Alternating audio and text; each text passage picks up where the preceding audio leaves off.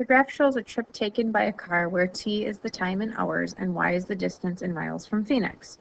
So you're finding the y-intercept of the graph and what does it represent?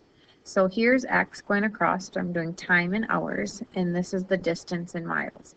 It looks like here's my y-intercept, and it would be 0, 100 to answer this question.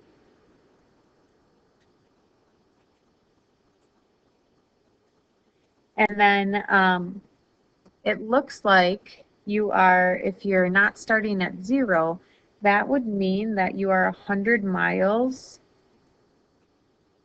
from Phoenix.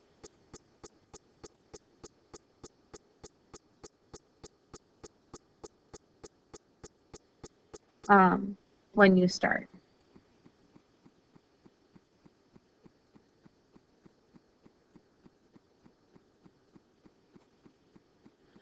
Find the slope of the graph and what does the slope represent? So slope again is just rise over run. So if I pick a point here and here, it looks like I'm counting by 50s. So I go up 50 and over 1. So my slope is going to be 50 over 1.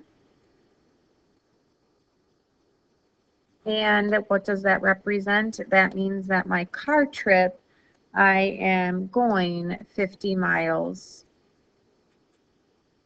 per hour.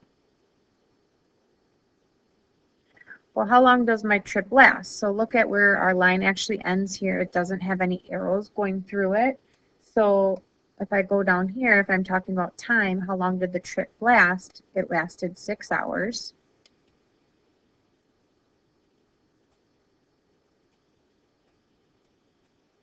How far from Phoenix was the car at the end of the trip? Well, if you look now, here's your ending point right here. It would be 400 miles.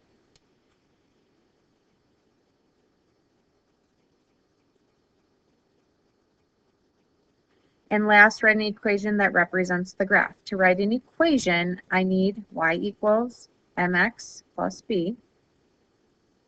And I again need a slope and a y-intercept. And I found that stuff up here. My y-intercept was 100. My slope is 50. So my equation is just y equals 50x plus 100.